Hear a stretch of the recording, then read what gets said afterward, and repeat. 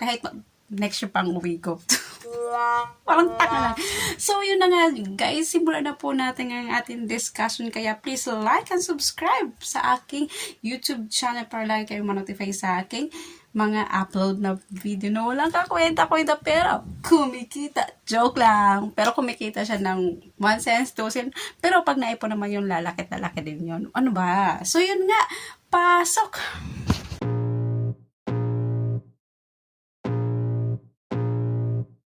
I can feel the blood creeping up from the heathens. Got will, got fight, got pride, got reason. If they wanna go eat, then you know I'm gon' feed them. If you're coming for me, hope you're ready for a demon. I got eyes in the back of my head, I'm seeing. Take me for granted and you know I'm leaving. I'ma take what's mine with the webs I'm weaving. I could take this crowd from seeing to believing. Got a taste.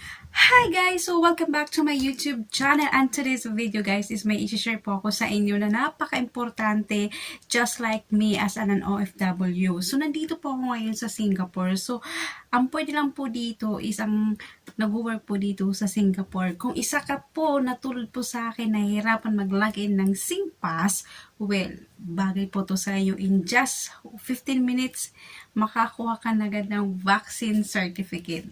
Diba? 15 minutes using your email. So, paano nga ba? Paano nga ba tayo makakuha ng vaccine certificate as an easy way? So, syempre, mag-shout muna ako sa nagbigay po sa akin ng link na to na napaka-very important talaga once mag-home leave ka pag umuwi ka sa Pilipinas. Di ba pag umuwi ka sa Pilipinas, maraming abububuts, mga butsitsi na gagawin mo sa mga dokumento mo.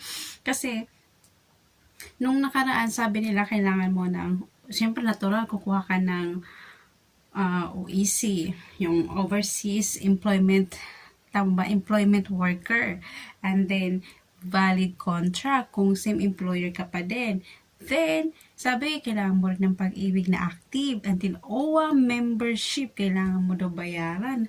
Diba? So, siyempre, ngayon, mahirap din kumuha ng slot sa embassy. So, sabi nila, pag hindi ka daw kung makakuha ng slot through online, di mag-book-in ka. Mas priority daw nila yung malapit na yung ticket. Yung malapit ng schedule mo pa uwi. So, mag-book-in ka na lang pag wala kang slot sa embassy kung mag-online ka. So, walk-in ka na lang, di ba? Mas dito naman sa Singapore is malapit lang naman sa may Lucky Plaza. Lalakarin mo na papuntang embassy, malapit lang yun. Kasi ginagawa ko rin yun po nung nag-renew po ako ng passport. Mga taga-Singapore na nahirapan mag-register sa inyong SingPass po. So, ito ang sagot sa kahirapan nyo. Hindi, joke lang. Ito po yung sagot sa sakit ng ulo. Okay? Kasi ako din, sumakit din ang ulo ko kaka-register po sa SingPass. Explain ko na at i-discuss ko na po sa inyo kung paano ba ako nakakuha ng vaccine certificate. So, ganito lang po guys, kasimple po. Ang tanong po natin, ang tanong at ang sagot. Siyempre, pag magtanong kami, sagot, diba? So, ang tanong po natin, number 1. Ito. Question number 1. Ano po, madam, ang ginamit mong link para makakuha ng vaccine certificate?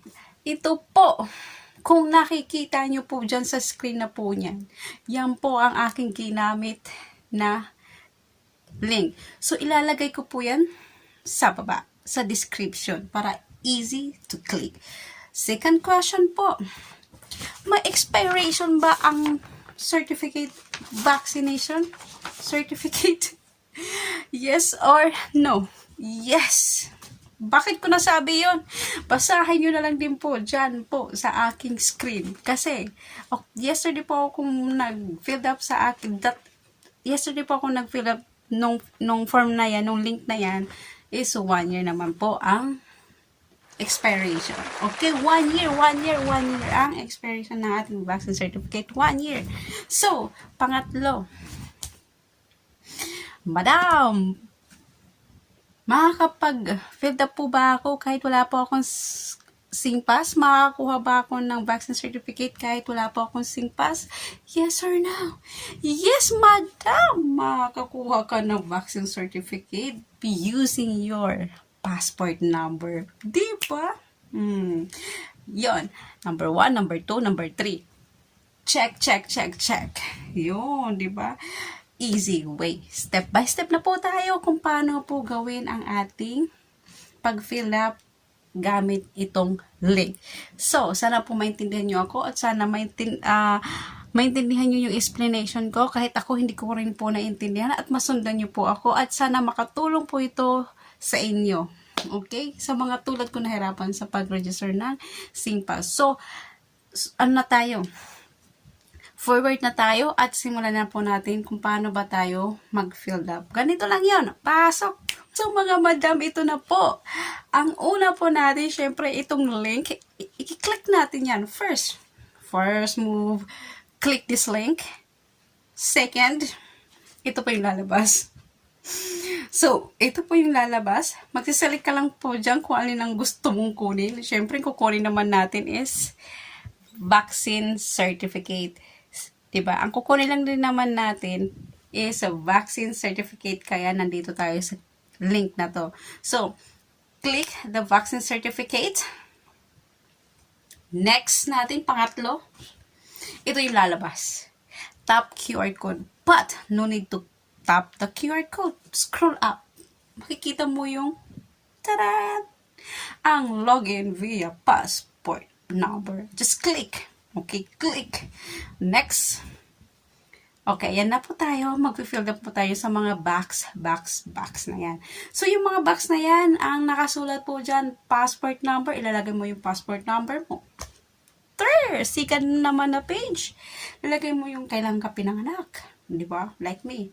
Pinanganak ko 1988. Lagay ko dyan. Birthday ko, 5. Year ko. Ano ba? Ganon. 8. Then, nationality, citizenship. Ano ka ba? Pilipino. Pilipino. May Pilipino. Diba? Then, next, date of vaccination. Well, ito naman, ang